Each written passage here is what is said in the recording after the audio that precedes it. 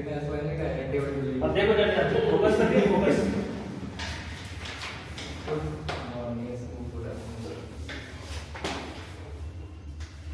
तो लास्ट पर हमने खत्म किया था टॉपिक, उसमें मैंने तुम्हें कुछ एग्जांपल्स पढ़ाए थे जिसमें मैंने बताया था ऑर्गेनिजम्स डिफरेंट एनवायरनमेंट्स में कैसे अपने आप को अडॉप्ट कर लेता है। जैसे कि मैंने तुम्हें पढ़ाया था कंगारू रेट, ठीक है, बिना पानी के रह लेता है वहाँ पे। फिर मैंने आपको बताया था कि कुछ प्लांट्स होते हैं जो डेजर्ट एरिया में रहते हैं, उनके जो लीव्स होती है उनके लीव्स के ऊपर क्यूटिकल की थिक लेयर होती है जिसकी वजह से पानी का लॉस कम से कम होता है, मिनिमम होता है। संकन स्टोमेटा बताया था मैंने कि ऐसे एरिया के जो प्लांट होते हैं उनके स्टोमेटा बहुत अंदर घुसे हुए होते हैं। फिर ऐसे मैंने कई सारे एग्जांपल्स आपको पढ़ाए थे। फिर मैंने तुम्हें पढ़ाया था पॉपुलेशन। पॉपुलेशन का मतलब बताया था मैंने। तो पॉपुलेशन का मतलब क्या था? हाँ, similar type of organisms when form a group is called population. ठीक है, जब एक जैसे दिखने वाले ऑर्गेनिजम्स आपस में ग्रुप बना लेते हैं तो उसको ग्रुप को कहते हैं हम पॉपुलेशन। फिर मैंने तुम्हें बताया था कि पॉपुलेशन एट्रीब्यूट्स, ऐसे कौन सी चीजें हैं जो पॉपुलेशन को इफेक्ट करती हैं। तो मैंने इसमें आपको पढ़ाया था ई माइग्रेशन। सबसे पहले क्या पढ़ाया मैंने? ई माइग्रेशन। ई माइग्रेशन का मतलब बताया था मैंने कि अगर कोई इंडिविजुअल सेल्फ पॉपुलेशन को छोड़ देता है, अपनी खुद की पॉपुलेशन को छोड़ के चला जाता है, तो उससे क्या होता है, जो सेल्फ पॉपुलेशन थी, जो एक जगह की पॉपुलेशन थी, वो कम हो जाती है। जैसे हमारे बैच में 10 लोग हैं, अब 10 में से कुछ लोग नहीं आए, तो आज हमारी पॉपुलेशन कम है। कल को अगर कोई एक्स्ट्रा लोग हमारे यहाँ जुड़ जाते हैं बाहर से आके, 10 के 50 हो जाते हैं, तो ये पॉपुलेशन किसको कहेंगे? इमाइग्रेशन। क्या कहेंगे? मतलब जब कोई बाहर से हमारी पॉपुलेशन में एंट्री ले लेता है तो उसे कहते हैं इमाइग्रेशन। इन दोनों माइग्रेशन में एक चीज कॉमन है कि या तो ऑर्गेनिज्म एक जगह से दूसरी जगह मूव करेगा, ये चीज इसमें कॉमन है। अब मूवमेंट अगर अंदर की तरफ है तो हमने लिखा आई, कौन सा वाला लिखेंगे हम? इमाइग्रेशन। क्या लिखेंगे हम? पॉपुलेशन ज्यादा हो जाती है। हाँ, इससे पॉपुलेशन बढ़ जाती है। और दूसरा था ई माइग्रेशन, इससे पॉपुलेशन कम हो जाती है। ठीक है, अगले दो फैक्टर मैंने पढ़ाए थे। बर्थ रेट पढ़ाया था, बर्थ रेट पढ़ाया था, और डेथ रेट पढ़ाया था। बर्थ रेट का मतलब था कि पर 1000 या एक गिवन एरिया में एक साल के अंदर कितने लोगों ने जन्म लिया। क्लियर है बात? अगर एक साल में किसी पॉपुलेशन में लोगों ने ज्यादा जन्म लिया है तो इसका मतलब क्या है, वहां पर बर्थ रेट ज्यादा है, लोग पैदा ज्यादा हो रहे हैं। अब ज्यादा लोग पैदा होंगे तो पॉपुलेशन क्या होगी? इंक्रीज होगी। वहीं डेथ रेट का मतलब क्या है कि कितने लोग एक साल में मर रहे हैं। तो अगर डेथ रेट बढ़ेगी तो पॉपुलेशन क्या हो जाएगी? कम हो जाएगी। जैसे कि कोरोना में डेथ रेट बढ़ा तो हमारे एरिया की, हमारे देश की, हमारे वर्ल्ड की, पूरे विश्व की पॉपुलेशन कम हुई, यस और नो? तो डेथ रेट बढ़ता है तो पॉपुलेशन कम हो जाता है। क्या होगा? कुछ नहीं, पैसे आ गए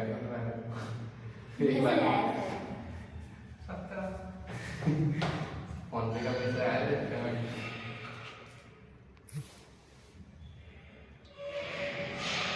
सब बाद में देख लेना पेमेंट आ रहा है। सही है। आप कुछ नहीं है। ठीक है, तो जो इमाइग्रेशन होता है आई वाला, उससे पॉपुलेशन इंक्रीज होता है, जबकि जो ई माइग्रेशन होता है उससे पॉपुलेशन कम होता है। तो ये थे पॉपुलेशन एट्रीब्यूट्स। ठीक है, अब पॉपुलेशन एट्रीब्यूट्स के हिसाब से जो पॉपुलेशन है वो 3 टाइप की होती है। कितने टाइप की होती है? अगर आप पॉपुलेशन के टाइप्स की स्टडी करें,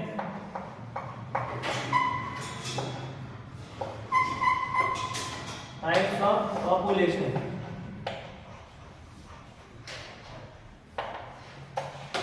तो पॉपुलेशन के 3 टाइप्स बनते हैं।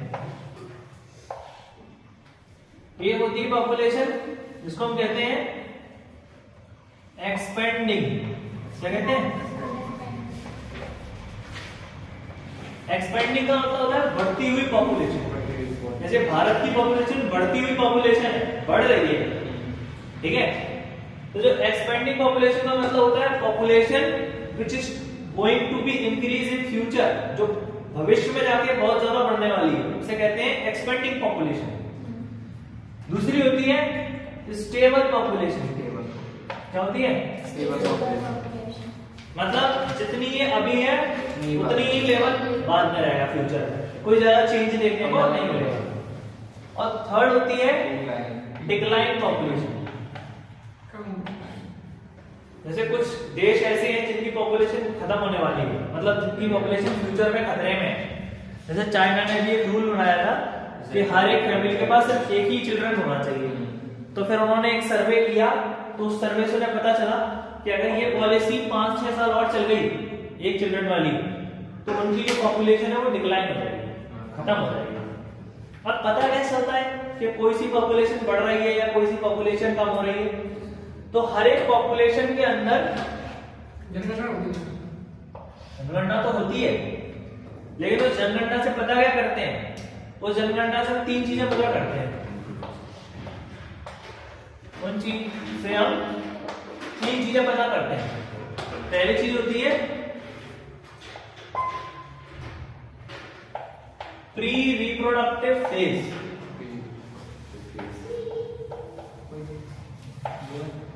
फिर उसके बाद रिप्रोडक्टिव फेज, और थर्ड होता है पोस्ट रिप्रोडक्टिव फेज।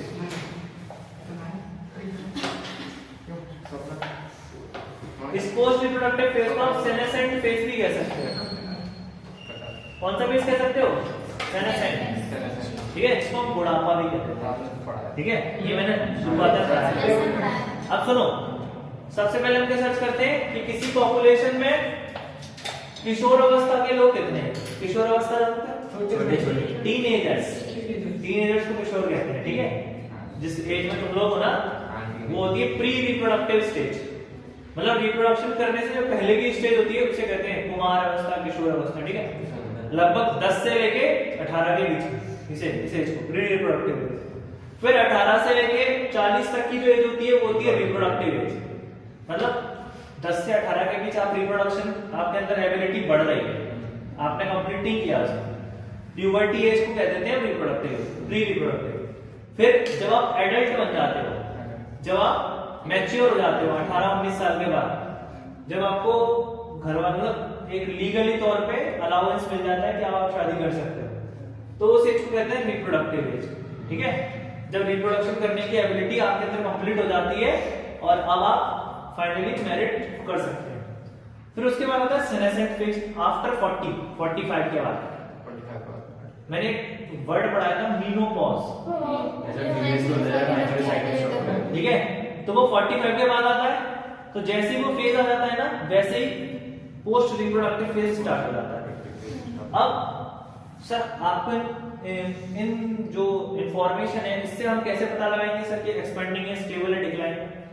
तो हमें ऐसे पता लगाएंगे कि जिस भी पॉपुलेशन में प्री रिप्रोडक्टिव फेज ज्यादा होगा, मतलब ज्यादा किशोर लोग हैं, तो भविष्य में जाकर ये लोग ही तो इस फेज में आएंगे, रिप्रोडक्टिव फेज में, ऐसा ना? तो भविष्य में ज्यादा लोग और बनेंगे, ऐसा ना? मतलब कहने का मतलब ये है कि प्री रिप्रोडक्टिव फेज के जो लोग होते हैं प्रेजेंट सिनारियो में, आज जितने ज्यादा प्री रिप्रोडक्टिव फेज के लोग होंगे, फ्यूचर में वही तो जाके रिप्रोडक्टिव करेंगे, रिप्रोडक्शन करेंगे, ऐसा ना? तो आज 10 साल पहले, जैसे मैं बता दूं 2035 या 34 की, कि अगर प्रेजेंट 2022 में हमारे पास 100 लोग हैं, कितने लोग हैं? 100 लोग हैं जो कि अभी 15 साल के हैं, 15 इयर्स के, ठीक है, 2022 में। और मान लो 50 लोग हैं, वो है 30 साल के, ठीक है। और लगभग 20 लोग हैं जो हैं हमारे लगभग 60 साल। हमने अपने आसपास के घर के आसपास का एरिया इकट्ठा किया, तो उसमें हमें 100 लोग मिले जो 15 साल के आसपास के थे, 50 लोग मिले जो 30 साल के आसपास थे, और 20 लोग मिले जो 60 साल के आसपास थे। अब हम अगले 5 साल का डाटा अपने मन से कैलकुलेट करो। अगले 5 से 10 साल में सिचुएशन क्या होगी? 10 साल मान लो, 10 साल में हो सकता है कि 60 साल वाले सब लड़ गए, चले जाएंगे काम से। मतलब 20 लोगों में से हो सकता है 2 एक ही बचेगा, एक आदमी बचेगा। 30 साल वाले जितने भी हैं 10 साल बाद क्या होगा? ये लोग बूढ़े हो जाएंगे। क्या हो जाएंगे? तो ये 50 थे क्वांटिटी में, हो सकता है इनमें से 40 लोग बूढ़े हो जाए, ऐसा तो बूढ़े हो जाएंगे तो रिप्रोडक्शन तो नहीं कर पाएंगे।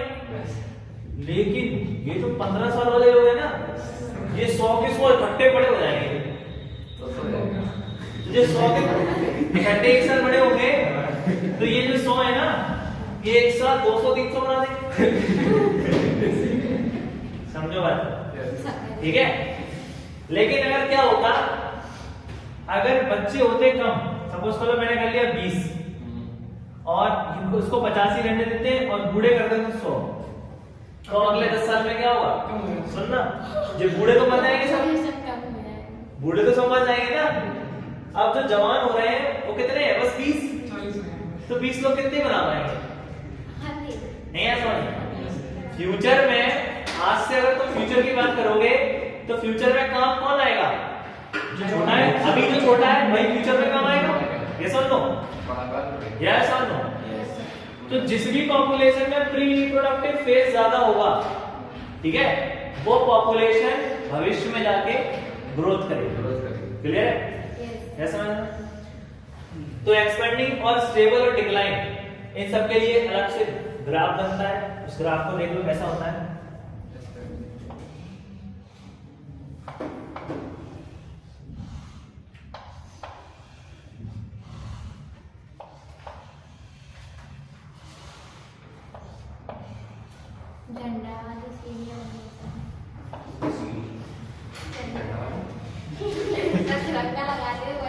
सुनो, तो नीचे वाला हो गया हमारा प्री रिप्रोडक्टिव फेज। कौन सा फेज हो गया? Pre reproductive phase. ऊपर वाला हो गया रिप्रोडक्टिव, और ऊपर वाले हो गए पोस्ट रिप्रोडक्टिव। अब जरा देखो ध्यान से, नहीं सीधे तो करना है। प्री रिप्रोडक्टिव ज्यादा है, रिप्रोडक्टिव कम है, और पोस्ट रिप्रोडक्टिव सबसे कम है। तो इसका मतलब क्या है? इस तरीके का अगर ग्राफ बन रहा है ट्रायंगल शेप का, किस शेप का बन रहा है? ट्रायंगल शेप का। तो ये ग्राफ होता है एक्सपेंडिंग पॉपुलेशन का। किसका होता है?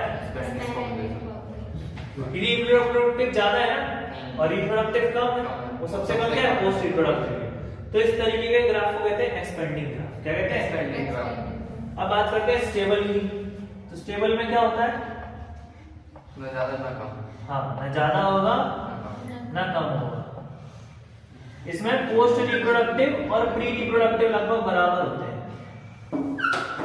इसका मतलब क्या है?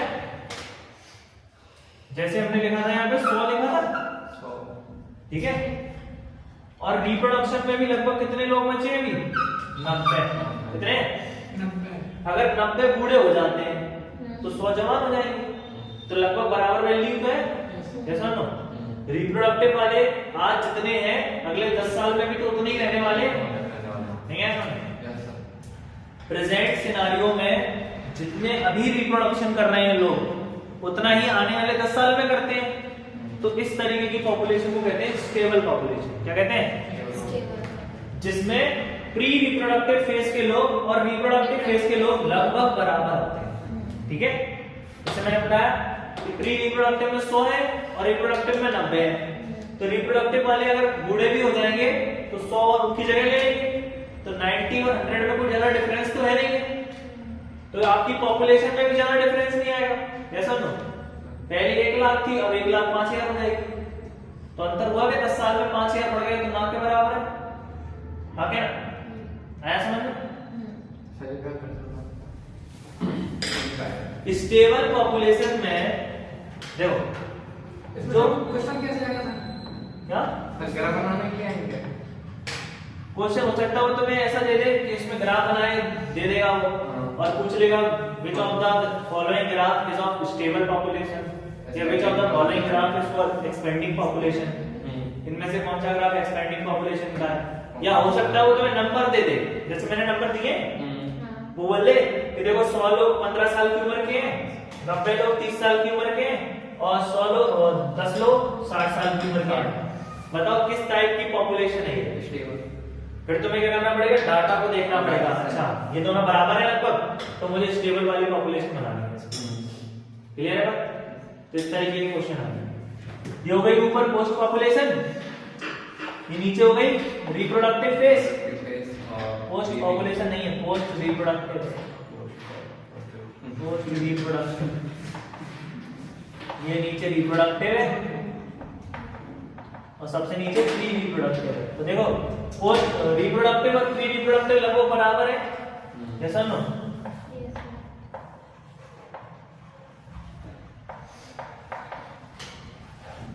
ऐसे समझो तुम्हारे पास सपोज करो नहीं बात तो सुनो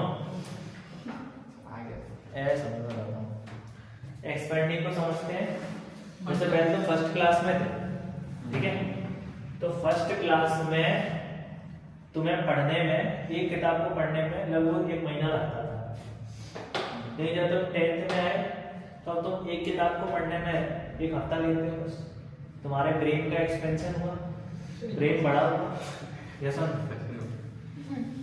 बात सुनो जिसने पढ़ा है उसको पता है कि पहले मैं कैसा था अब मैं कैसा हूँ ठीक है अब मेरे अंदर बहुत बदलाव हो गए तो एक्सपेंशन का मतलब क्या होता है बढ़ना किसी चीज का बढ़ना यहाँ पर हम बात कर रहे हैं पॉपुलेशन की तो पॉपुलेशन का विकास होना जनसंख्या की वृद्धि होना अब जनसंख्या की वृद्धि कब होगी जब रिप्रोडक्शन करने वाले लोग ज्यादा होंगे मतलब जितना ज्यादा रिप्रोडक्शन होगा जितना ज्यादा ऑर्गेनिजम्स को बनाया जाएगा सेक्सुअल रिप्रोडक्शन के माध्यम से उतनी ज्यादा पॉपुलेशन बढ़ेगी सीधी सी बात है इसमें ज्यादा लॉजिक है नहीं आपको बस इतना याद रखना है कि जितने ज्यादा रिप्रोडक्टिव लोग होंगे जितने ज्यादा रिप्रोडक्शन करने के लिए लोग होंगे उतनी ज्यादा वो पॉपुलेशन को बढ़ाएंगे सुनो और जितने ज्यादा बूढ़े लोग होंगे कौन से लोग होंगे बूढ़े लोग तो बूढ़े लोग पॉपुलेशन को कम करते हैं क्या करते हैं जैसे डिक्लाइन वाली जो है ना इसमें क्या होता है बूढ़े लोगों की संख्या ज्यादा हो जाती है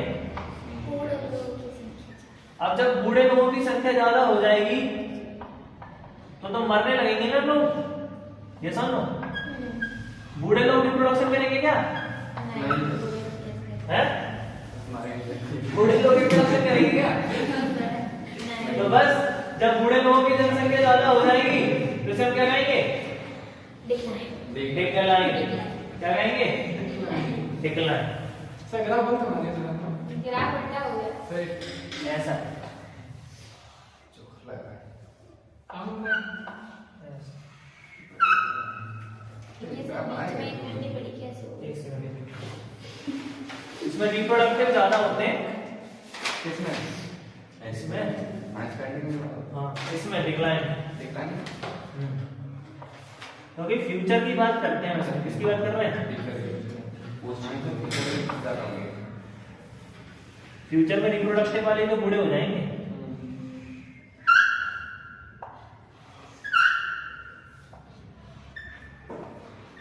इस तरीके का हो जाएगा ठीक है ऊपर वाले हो गए पोस्ट रिप्रोडक्टिव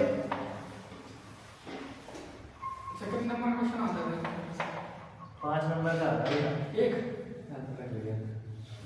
तो पेपर में पता चल जाएगा ये इजी से आएगा वैसे क्वेश्चन कहां से आएगा सर चैप्टर कहां पढ़ा सर बैठे हैं हमारे तो बेटा 5 नंबर का इसी में से आएगा पूरा पड़ेगा 5 है 3 ही तो है इसके तो नहीं तो 3 चैप्टर है उनमें से एक में से 5 नंबर का आएगा हाँ इकोसिस्टम में तो 100% है सब पीसीआर वाला तो कुछ भी हो सकता है मुझसे बात करनी है मैं तो भी इसलिए बता रहा हूँ इकोसिस्टम वाले सर आप बायोटेक्नोलॉजी बनाना ये बहुत बोरिंग है बोरिंग का है, सिंपल ही तो है, इसमें नेचर ही तो समझ रहा है। कितना इससे सिंपल कोई चैप्टर ही नहीं है। Yes sir. पॉपुलेशन को जो समझना है, इसमें ना तो कोई डीएनए है, ना कोई आरएनए है, ना कोई प्रोसेस है, वही अच्छी लगती सर है। उसमें तो मैं स्वीट एंड सिंपल चैप्टर है। अब कोई पॉपुलेशन कब बढ़ेगी, देखो जब पॉपुलेशन तो तब बढ़ेगी ना जब भविष्य में रिप्रोडक्शन करने वाले लोग ज्यादा होंगे। आज बच्चे ज्यादा होंगे तब कल जाकर पॉपुलेशन बढ़ेगी, ऐसा ना नहीं है समझ में। और अगर आज बूढ़े अगर आज बच्चे कम हो गए तो आगे आगे पॉपुलेशन कम हो जाएगी। अब देखो पहले इंडिया में एक घर में एक आदमी के 10-10 बच्चे होते थे, तो तब से लेके हमने आज तक पॉपुलेशन बढ़ा दी। अब आज का सिनारियो देखो, अब एक घर में एक लड़का ही है, देखना ध्यान से, एक आदमी के पास एक ही है। सब अभी लेटेस्ट में तो देखना तुम, अभी एक का भी एक भी नहीं हो रहा है हम लोगों में। पहले से डेवलपमेंट करता था। लेकिन पहले क्या है, कितने सारे बच्चे होते थे, 100 200 ठीक है। आगे की आदत है। सुनो मेरी बात सुनो। लेकिन अब क्या है, महाभारत में नहीं कोई 100 बच्चे, तो अब देखो इधर देखो, अरे अरे अभी क्या हो रहा है, अभी मुश्किल से एक बच्चा होता है एक आदमी के पास, ठीक है। तो अब क्या हो रहा है, धीरे धीरे प्री रिप्रोडक्टिव वाली जो एज है वो कम नहीं होती जा रही, ऐसा ना। अगर जे वाली एज कम होती जाएगी तो पॉपुलेशन डिक्लाइन नहीं होगी।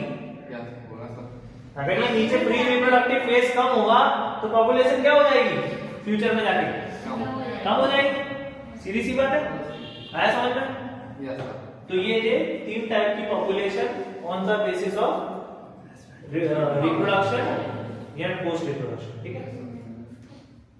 आगे जाके तुम्हें ग्राफ मिलेगा, जो 2 शब्द और हैं, उन दोनों शब्द के मतलब भी समझ लो। एक है नेटेलिटी और एक है मॉर्टेलिटी। नेटेलिटी का मतलब होता है कितने लोग पैदा हो रहे हैं, बर्थ रेट को ही नेटेलिटी कहते हैं। क्या कहते हैं, ठीक है, कितने लोग बर्थ हो रही है उनको कहते हैं बर्थ नेटेलिटी, और बर्थ जो मर कितने रहे हैं उसे कहेंगे मॉर्टेलिटी, ठीक है। कहीं पे अगर लिखा हुआ है ना नेटेलिटी तो समझ लेना बर्थ रेट के बारे में पूछ रहे हैं, और मॉर्टेलिटी लिखा है डेथ रेट के बारे में, डेथ रेट बर्थ। आया समझ, याद रखोगे। अब किसी को ड्रॉ करना है, कर लो, फायदे में रहोगे। उसमें बनाते हैं। हाँ रिकॉर्डिंग में लिख लो।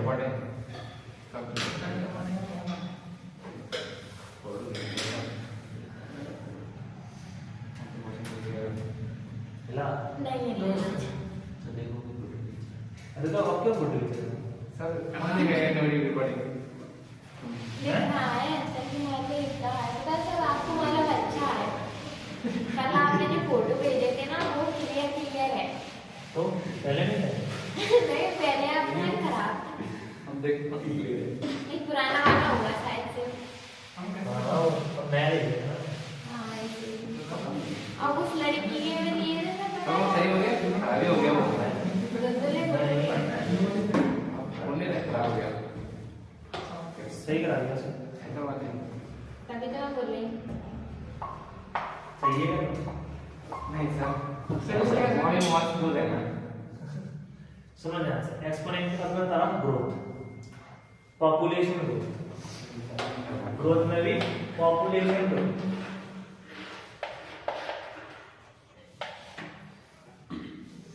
जनरल एग्जांपल में समझाऊंगा पूरी चीज, यस ठीक है। पॉपुलेशन ग्रोथ तो 2 तरीके की पॉपुलेशन होती है, मतलब पॉपुलेशन ग्रोथ 2 तरीके से हो सकती है। एक तो हो सकती है एक्सपोनेंशियल, कैसी? एक्सपोनेंशियल मतलब शुरू हो गई, चली रही है बिना रोके, ग्रोथ ही हो रही है, लोग होते ही जा रहे हैं। अब जैसे ऐसा है, मेरी बात सुनो, तुमने एक शब्द सुना होगा फैमिली प्लानिंग। फैमिली प्लानिंग का मतलब होता है कि अपने खर्चों के हिसाब से आप कोई नया ऑफस्प्रिंग अपनी फैमिली में जोड़ो, जरूरी नहीं होता ऑफ स्प्रिंग, कुछ लोग डॉग्स को भी जोड़ लेते हैं, ठीक है, कुछ लोग अदर एनिमल्स को भी जोड़ लेते हैं अपनी फैमिली में, किसी अनाथ को पाल लेते हैं। सुनो बात तो सुन लो। तो इंसान अपने रिसोर्सेज के हिसाब से अपनी फैमिली को ड्रॉ करता है, डिजाइन करता है, ठीक है। जैसे अगर कोई व्यक्ति 50,000 रुपये कमा रहा है तो सोचेगा मेरा खर्चा है, इसका खर्चा, तो समझ लिया कि हाँ मैं 3 या 4 लोगों की फैमिली को अफोर्ड कर सकता हूँ। क्या पता 50,000 नहीं मिले 10,000 हो गए। अरे बात तो सुन लो, लेकिन प्रेजेंट में जितने होते हैं वो उतना सोच के चलता है, ठीक है। तो इसको कहते हैं फैमिली प्लानिंग। अरे सुन लो, हंसते रहते हो फालतू।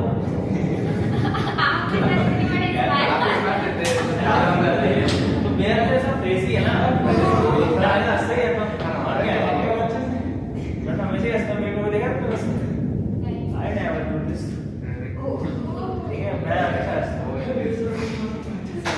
सुनो, तो क्या करता हूँ मैं बता रहा हूँ कि एक्सपोनेंशियल जो सुन लो ध्यान से, पूरा मन खराब कर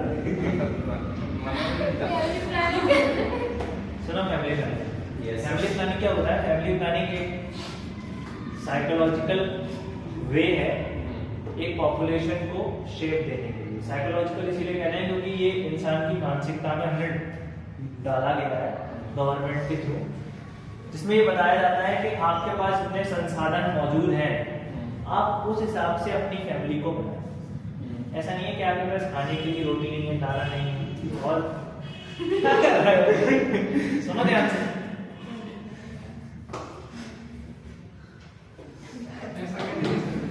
ऐसा खराब कर सही चल रहा था। तो अगर आपके पास जितना रिसोर्सेज मौजूद है उतने रिसोर्सेज का यूटिलाइज करने के बाद अब आप अपनी फैमिली को बना वो तो सर पागल है, आप उसको ध्यान से अब सुनो ध्यान से। आप सपोजली आपके पास रिसोर्सेज कम है और आपने ज्यादा पॉपुलेशन कर ली, तो क्या होगा? आप हर किसी का पेट नहीं कर पाएंगे, आप हर किसी को पढ़ा लिखा नहीं पाएंगे, तो उससे क्या होगा? प्रॉब्लम्स आएंगे। तो एक्सपोनेंशियल जो ग्रोथ होती है ना, ये थ्योरेटिकल ग्रोथ है, मतलब इसको हम बस थ्योरी में पढ़ सकते हैं, ये रियलिस्टिक ग्रोथ नहीं है। मतलब इसको आप रियलिटी में कभी भी शो देख नहीं सकते अपनी आंखों से। जबकि जो लॉजिस्टिक ग्रोथ होती है ना, ये रियलिस्टिक ग्रोथ होती है, इसको हम ऑब्जर्व भी कर सकते हैं, ये रियलिस्टिक ग्रोथ है। तो क्या सर ये अब एक बात पूरी बात कंप्लीट हो जाए। एक्सपोनेंशियल ग्रोथ कब होती है? एक्सपोनेंशियल ग्रोथ तब होती है जब आपके पास रिसोर्सेज अनलिमिटेड हो। रिसोर्सेज अनलिमिटेड, अनलिमिटेड रिसोर्सेज का मतलब है हर रिसोर्सेज में पैसा देना होता है। रिसोर्सेज का मतलब होता है जैसे क्या आपके पास पानी अनलिमिटेड है? नहीं। क्या आपके पास खाना अनलिमिटेड है? नहीं। हर चीज एक लिमिट में तो है, क्या सुनो? अगर तुमने उसका ज्यादा यूज कर लिया तो वो भी खत्म हो जाएगी, एक्सटेंड हो जाएगी। तो एक्सपोनेंशियल ग्रोथ कब दिखती है?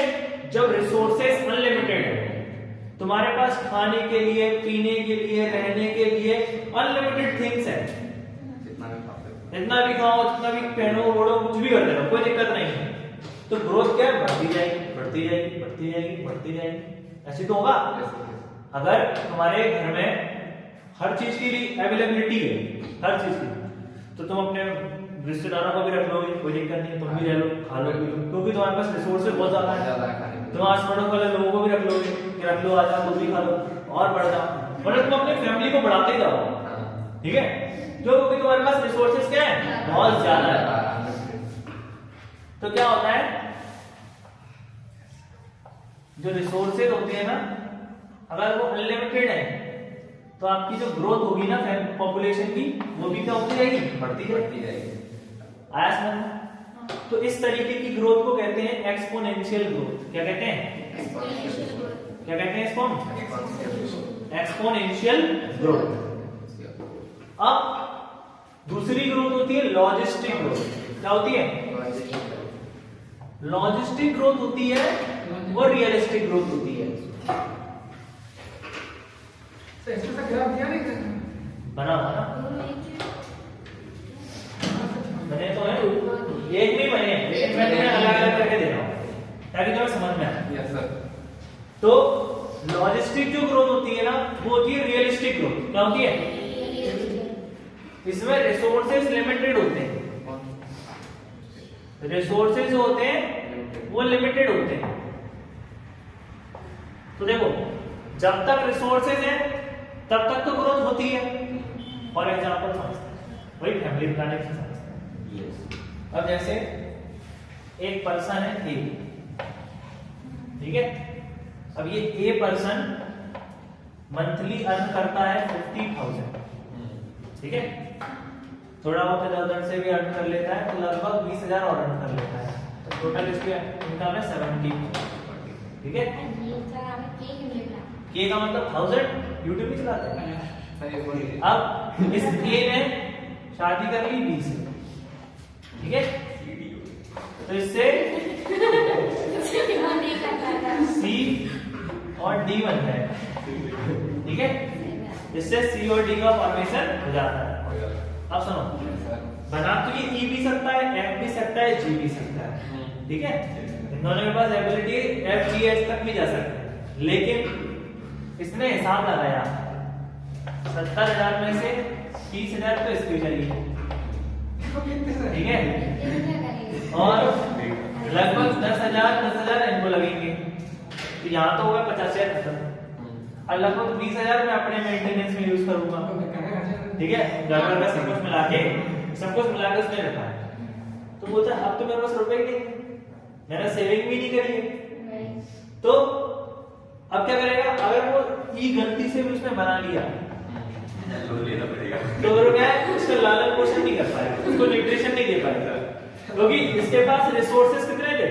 सिर्फ इतनी ही व्यवस्था कर सकता है वो कि वो बी का खर्चा उठा सकता है, सी का और डी का, इससे ज्यादा वो खर्चा नहीं उठा सकता। सर इनका सबका कम हो जाएगा। अरे सुन तो लो, हाँ तो इनके में कम करना पड़ेगा। अगर इनके में कम करोगे तो इनका डेवलपमेंट भी तो रुक जाएगा। ऐसा ना, ये तो मैं बता रहा हूँ कि इनके पूरे डेवलपमेंट के लिए इतना कम से कम जरूरी है। अगर तुम इसमें भी कम कर दोगे तो इनका नॉर्मल जो विकास है वो भी रुक जाएगा। तो क्या होता है, एक ऑर्गेनिज्म के पास जितना भी उसके पास कैपेसिटी होता है वो उतना ही लोगों को ग्रो कराता है। ये सुनो, ऐसे ही हमारा नेचर है। क्या है? नेचर के पास जितने रिसोर्सेज हैं पॉपुलेशन उतनी ही बढ़ सकती है, उससे ज्यादा नहीं बढ़ सकती। जैसे इंडिया में हम लोगों के पास रिसोर्सेज बहुत ज्यादा कम हो गए हैं, तभी तो महंगाई इतनी ज्यादा है। पहले तो लोग कम थे आजादी के टाइम पे, लेकिन आजादी के बाद बढ़ते गए। क्यों बढ़ते गए? क्योंकि हम पे रिसोर्सेज ज्यादा थे। ये सुनो, उस समय की पॉपुलेशन के हिसाब से रिसोर्सेज ज्यादा थे, जगह ज्यादा थी। पहले के लोग गांव में तो रहते थे, शहर तो बने नहीं थे पहले के जमाने में। तो लोग क्या गए, बढ़ते गए बढ़ते गए बढ़ते गए बढ़ते गए। अब क्या है, अब क्या है, पूरी पॉपुलेशन ने सबसे ज्यादा रिसोर्सेज को यूज कर लिया। अब इंडिया के पास और रिसोर्सेज नहीं है कि वो लोगों को बढ़ा सके, ठीक है। तो अब इंडिया की जो पॉपुलेशन आने वाले समय में क्या होने वाली है? कांस्टेंट। क्या होने वाली है? कांस्टेंट। क्यों होने वाली है कांस्टेंट? क्योंकि रिसोर्सेज नहीं है अब ज्यादा। क्या नहीं है? नहीं बढ़ेगी ना। अगर तब भी बढ़ती है, अगर तब भी बढ़ती है तो इंटर कंपटीशन बढ़ जाएगा, इंटर स्पेसिस कंपटीशन बढ़ जाएगा। इसका मतलब होता है लोग एक दूसरे को मार कर ही खाने लगे। रिसोर्सेज नहीं है ना, नौकरी नहीं है, कहां से करोगे? दूसरे के चोरी करेगा कोई, उसको मारेगा, उसको लूट लेगा पूरी तरीके से। तो ये क्राइम क्यों बढ़ जाते हैं? क्राइम इसीलिए बढ़ जाते हैं क्योंकि रिसोर्सेज हर किसी के पास बराबर नहीं। अगर सबके पास बराबर बराबर रिसोर्सेज हो तो किसी को किसी की जरूरत ही नहीं। जितने भी क्राइम्स होते हैं वो क्यों हो रहे हैं? क्योंकि रिसोर्सेज इक्वली डिवाइड नहीं है, बराबर नहीं है सबके पास। जिससे बेसिक नीड भी पूरी होती हो, इतने रिसोर्सेज भी नहीं है, इतनी पॉपुलेशन बढ़ चुकी है, ठीक है। तो पॉपुलेशन क्या बढ़ती जा रही है, बढ़ती जा रही है, बढ़ती जा रही है। अब रिसोर्सेज इतने नहीं है अगर अब भी पॉपुलेशन बढ़ी तो क्या होगा, लोग एक दूसरे के रिसोर्सेज को छीनेंगे और जिसकी पावर ज्यादा होगी वो छीन लेगा। इसके बाद हम एक पॉपुलेशन इंटरेक्शन पढ़ेंगे कि लोग आपस में कैसे इंटरेक्ट करते हैं। ये दोनों ग्रोथ समझ में आई? रियलिस्टिक ग्रोथ कौन सी है? Logistic growth. एक्सपोनेंशियल ग्रोथ कौन सी है? अब फॉर्मूला होता है एक्सपोनेंशियल ग्रोथ का dn/dt ये क्या होता है? Equals to rn। बता, dn/dt का मतलब है, n का मतलब है पॉपुलेशन डेंसिटी। क्या है? Population density. n का मतलब है पॉपुलेशन डेंसिटी। सर ये बहुत आ रहा है।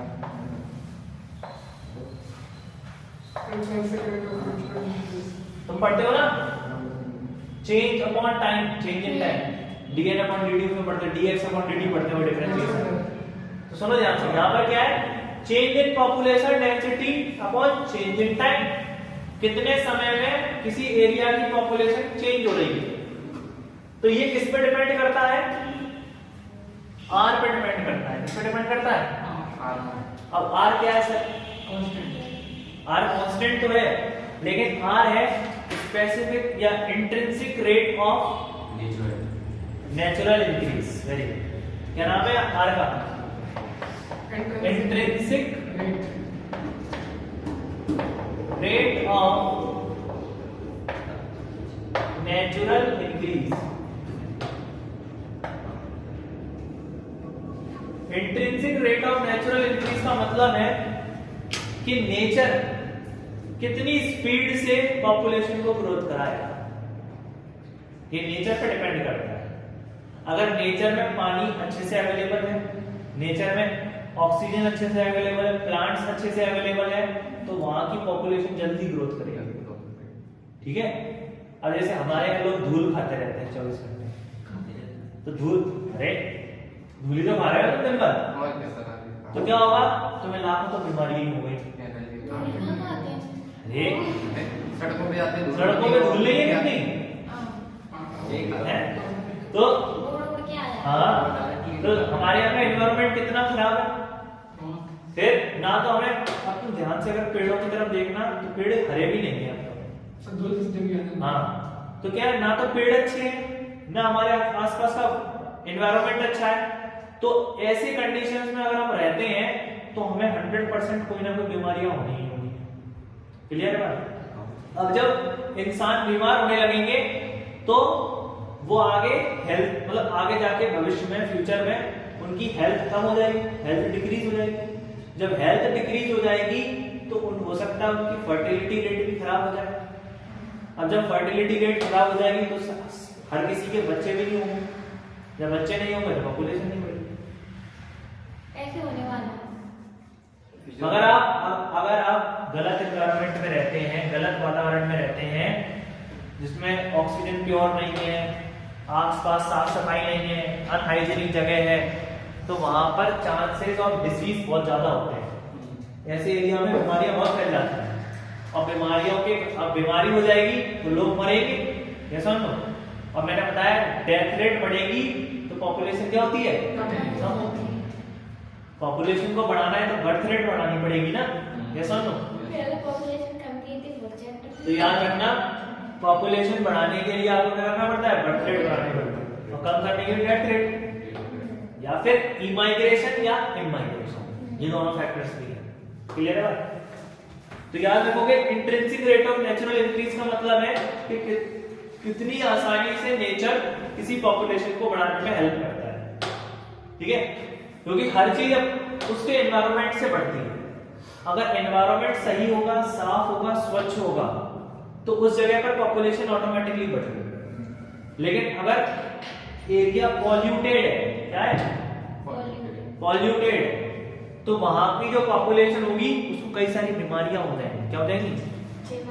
तो ऐसी पॉपुलेशन फ्यूचर में, अभी नहीं, फ्यूचर में ऐसी पॉपुलेशन डिक्रीज हो जाएगी। क्या हो जाएगी? जैसे तुम लोग खुद ही नोटिस कर लो, तो शहर में रहते हैं, शहर में रहने वालों के तुम देखना आगे जाके बहुत बड़े हाल होने वाले हैं शहर में रहने वालों के। जो गांव में रह रहे हैं ना, वो बहुत ज्यादा स्वस्थ है। सच में कोई बीमारी नहीं। हाँ, और वहां पे रहने वाले लोगों के जैसे बता दो। इतना नहीं, अच्छा बता दो सही। मतलब तुम अगर देखो ध्यान से, नॉर्मली बात है कि अगर जो अर्बन एरियाज में रहते हैं ना, उन लोगों की मैरिजेस के बाद आसानी से न्यू ऑफस्प्रिंग नहीं होती, उन्हें कई सारे साल लग जाते हैं। यस। लेकिन जो विलेजेस में आज भी रहते हैं ना लोग, उनके मैरिजेस के तुरंत 1 या 2 साल बाद उनको ऑफस्प्रिंग मिल जाता है, क्योंकि वहां का सराउंडिंग अच्छा है। तो वहां के जो फीमेल होते हैं ना, उनके पास एक एबिलिटी, उनके पास स्ट्रेंथ है। क्या है? मजबूती है। क्या होती है? वहां के सराउंडिंग की वजह से, क्योंकि वहां का सराउंडिंग प्योर है। यहाँ धूल खा के, मोमोस वगैरह खा के, तो यहाँ पे क्या होता है, कैपेसिटी बहुत लो हो गई। क्या हो गई? तो ये भी बहुत से कारण होते हैं। जबकि आप लॉजिस्टिक ग्रोथ का अगर फॉर्मूला देखोगे,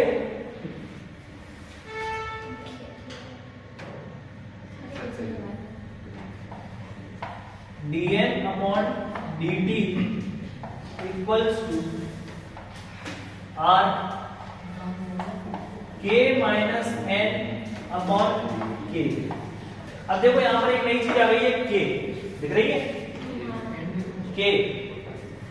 K का मतलब है कैरिंग कैपेसिटी। क्या है? Carrying capacity. कैरिंग कैपेसिटी का मतलब होता है कैपेबिलिटी ऑफ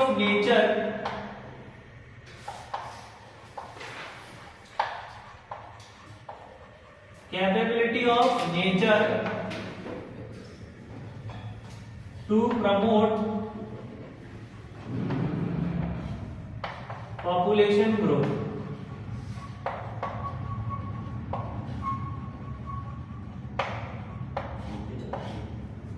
ठीक है?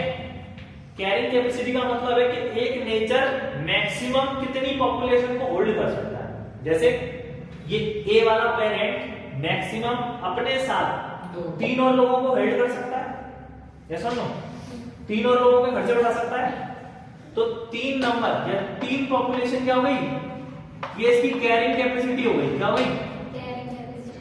जैसे तुम्हारे पापा है, तुम्हारे घर में जितने भी लोग होंगे, मैक्सिमम उतने लोगों का खर्चा उठा सकते हैं। ठीक है? ये उनकी मैक्सिमम लिमिट होती है। लेकिन अगर आप नेचर पे कैरिंग कैपेसिटी जितना लोड डाल दोगे, क्या डाल दोगे? जैसे इस आदमी की, इस आदमी से तुम्हें सब समझ में आ जाएगा। इस आदमी की कैपेसिटी थी 3 लोगों को चलाने की, मैक्सिमम कैपेसिटी, और इसने 3 ही लोग अपने साथ ले लिए। तो अब जी सेविंग नहीं कर पाएगा। क्या नहीं कर पाएगा? और सेविंग नहीं कर पाएगा तो इमरजेंसी में इसको प्रॉब्लम आ जाएगी। अगर सडनली कोई बीमार हो गया, किसी को कोई प्रॉब्लम हो गई, मेडिकल इमरजेंसी आ गई, एकदम से कहीं लॉस हो गया, तो फिर इसके पास पैसे नहीं। इसी तरीके से अगर हमने नेचर पे ज्यादा वो कर दिया, डिपेंडेंसी कर दी उसकी मैक्सिमम लिमिट तक, तो फिर नेचर का जो ग्राउंड वाटर लेवल है ना, खत्म हो जाएगा। ऐसा ना? अगर आप नेचर में बढ़ते ही जा रहे हो, उसकी मैक्सिमम जो कैपेसिटी है वहां तक पहुंच गए, तो आप क्या कर दोगे? नेचर पे बचाने के लिए कुछ बचेगा नहीं। नेचर पे बचाने के लिए है क्या? ग्राउंड वाटर जो नीचे सेव है। ऐसा नो?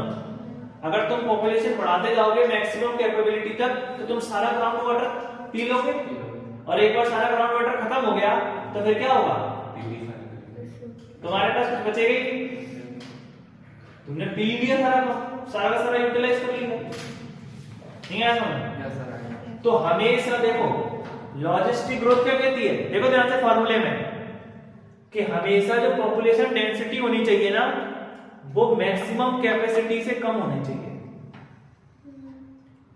नहीं आया समझ? ये तो क्वेश्चन आ सकता है। आ सकता है, बिल्कुल आ सकता है। वो पूछ लेंगे इसको एक्सप्लेन करो और बताएंगे आर का मतलब क्या है, के का मतलब क्या है, एन का मतलब क्या है, तो तुम्हें एक्सप्लेन करना पड़ेगा। सुनो ध्यान से, हमेशा लॉजिस्टिक ग्रोथ के हिसाब से आपको कभी भी मैक्सिमम ग्रोथ नहीं करनी चाहिए। अगर तुमने मैक्सिमम ग्रोथ कर ली, मैक्सिमम कैपेसिटी जितनी ग्रोथ कर ली, तो क्या होगा? आपके पास बचाए फ्यूचर के लिए कुछ नहीं बचेगा। प्रॉब्लम आ जाएगी। ठीक है, इसीलिए हमेशा जो पॉपुलेशन डेंसिटी होनी चाहिए ना उसे कैरिंग कैपेसिटी से कम होना चाहिए। जैसे मैंने क्या बताया, इस ए की कैपेसिटी कितनी है, तीन लोगों की है। कितनी है, 3 लोगों की। लेकिन अगर ये दो लोगों तक ही रहे, कितने तक रहे, बी और डी तक बचे रहे, बी और सी तक कितने तक रहे, बी और सी तक। सर बी तो उसकी बात है नहीं, बी और सी तक ही सीमित है, मैं ये बोल रहा हूँ।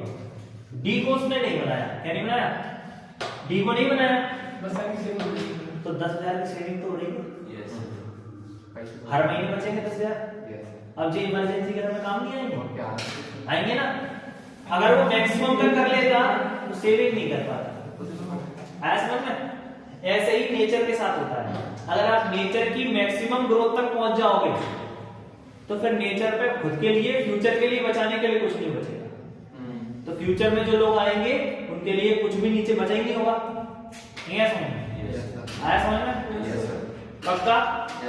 एक्सपोनेंशियल ग्रोथ मतलब अनलिमिटेड रिसोर्सेज, लॉजिस्टिक ग्रोथ मतलब लिमिटेड रिसोर्सेज। आया क्लियर? कोई प्रॉब्लम? नो सर चीजें समझ में आएंगी? यस अभी और आगे बढ़ेंगे हम। अभी और अच्छी पॉपुलेशन इंटरेक्शन, नहीं कर सकते सर पॉपुलेशन डेंसिटी, अरे तुरंत खत्म हो जाएगा क्या? Population density, population density, population density का मतलब होता है किसी एरिया में कितने लोग रहते हैं। Number of peoples in a given area is called population density. ठीक है, क्या लिखेंगे? नंबर ऑफ या पर्सन लिख लो, number of persons in a given area, किसी एरिया में कितने लोग रहते हैं, इसको कहते हैं population density.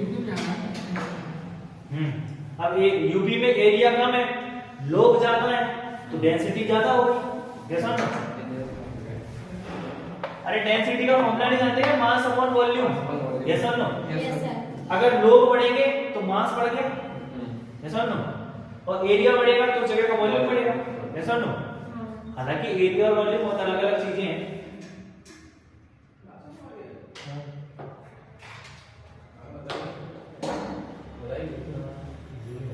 Good evening sir good evening sir good afternoon sir good afternoon ठीक है, नेक्स्ट देख लो पॉपुलेशन इंटरेक्शन। पॉपुलेशन इंटरेक्शन में 5 तरीके के लोग, मतलब 5 तरीके के इंटरेक्शन होते हैं पॉपुलेशन के बीच में। ठीक है, देखो देखो उसमें लिखा हुआ लास्ट पेज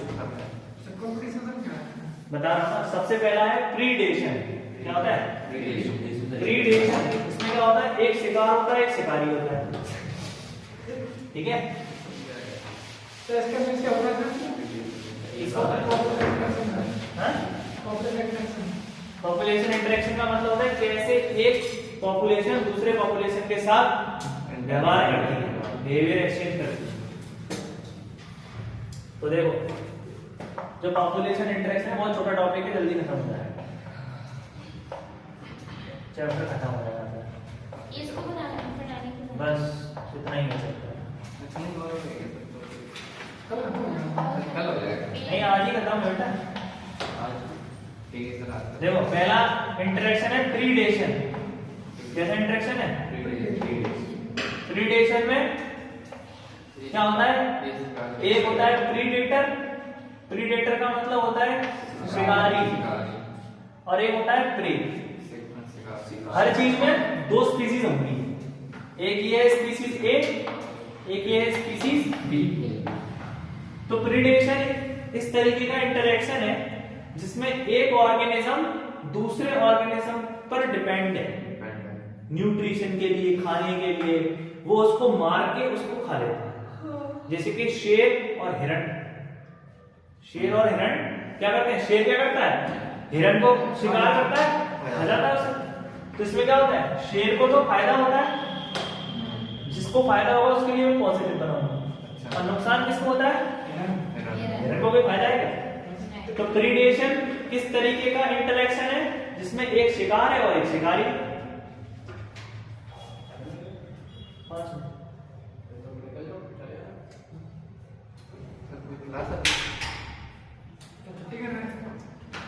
नहीं नहीं, खत्म करो।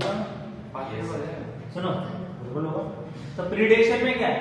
Predation is a type of interaction in which क्या होता है प्रीडेशन में, in which one organisms depend on other organism for food and nutrition. एक ऑर्गेनिज्म दूसरे ऑर्गेनिज्म पर डिपेंड करता है, इसलिए फूड और न्यूट्रिशन के लिए, जिसमें जो प्रे होता है, शिकार होता है, उसको नुकसान हो जाता है तो शिकारी को उसको फायदा है। अब दूसरा टाइप क्या है? कंपटीशन। दूसरा क्या है? कंपटीशन।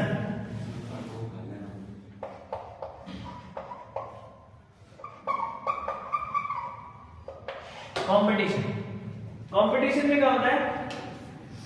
दो ऑर्गेनिजम्स का इंटरेक्शन जिसमें दोनों ही एक रिसोर्सेज के लिए लड़ाई करते हैं। फॉर एग्जांपल के लिए हम समझते हैं लॉयन एंड टाइगर। लॉयन भी डियर को खाना खाता है, टाइगर भी खाता है।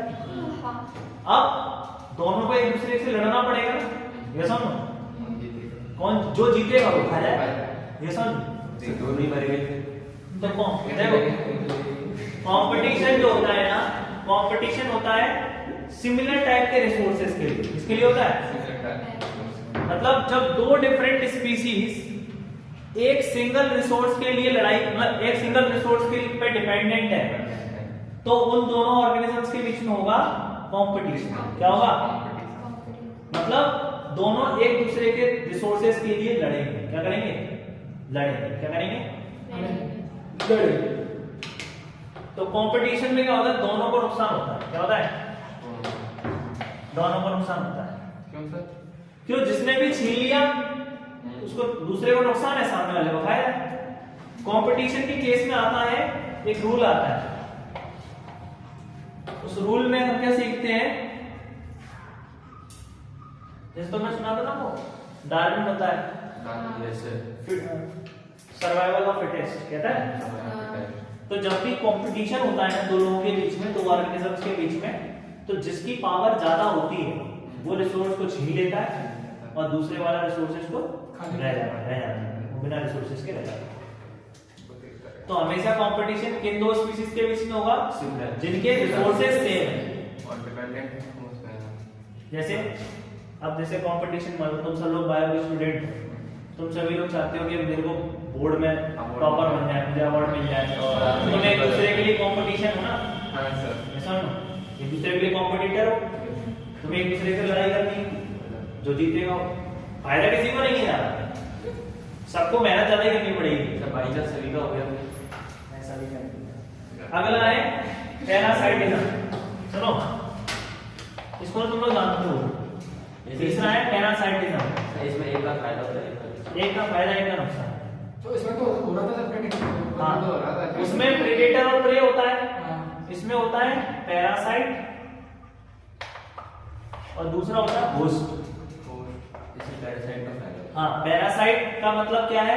वो ऑर्गेनिज्म जो दूसरे की बॉडी पर रहता है। जुए।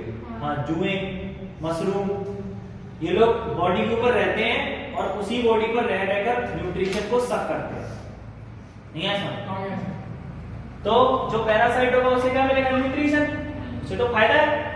लेकिन होस्ट को क्या होगा? तुम्हें क्या फायदा मिला तुम्हारे शरीर में जुए? तुम्हारा खून और चूसना है तो मच्छर से खुजली होती है। मच्छर नहीं, मच्छर को कहते हैं कॉम्प्लिकेट पैरासाइट। फिर डी वाला है कमेंसलिज्म। अमर बोल से है। हाँ, अमर वेल इसमें उसमें आएगी पैरासाइट। फिर आया कमेंसलिज्म।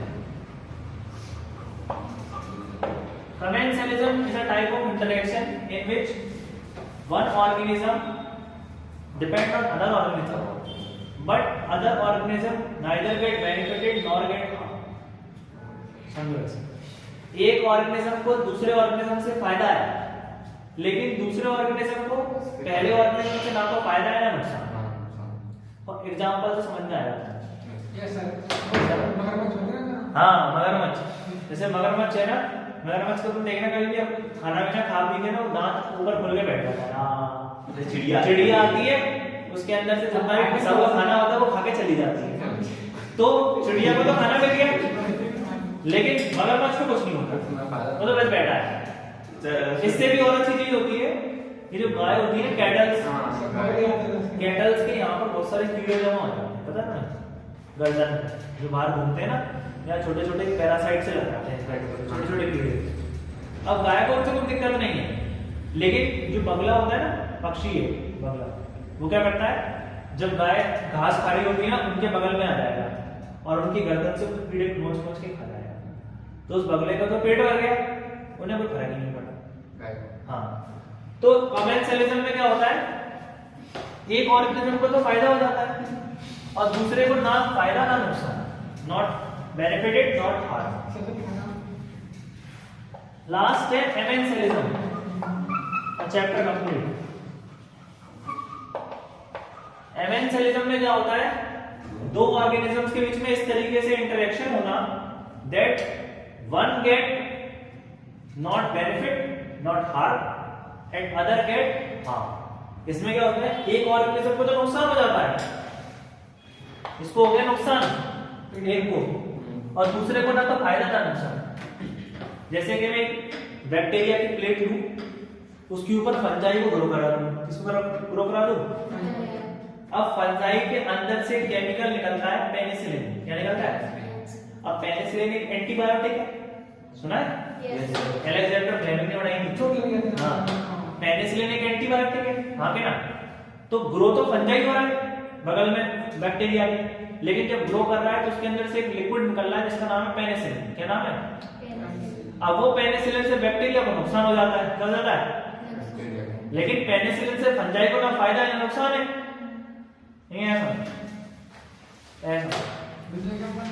देखो एक और एग्जांपल ऐसा समझो कि तुम घर पे गए, बिल्कुल हाथ पैर धोए तुमने एकदम बर्फ के पानी से, ठीक है, अब क्या हो गया, तुम्हारा भाई या तुम्हारी बहन रजाई में सो रही थी, तुम गए, तुमने रजाई खोला और तुम उसके बगल में जाके बैठ गए और तुमने अपने पैर उससे टिका लिए। अब वो तो गर्म थी, तुमने जैसे उसको टच किया बस फिर क्या होगा, उसे दिक्कत होने लगी, वो चिल्लाएगा, वो चिल्लाएगी, मम्मी क्या हो, तो तुम्हें कोई फायदा नहीं, तुम्हें तो कोई दिक्कत नहीं, तुम तो बैठे, तुमने क्या किया, दिक्कत तो उसी को रही है ना।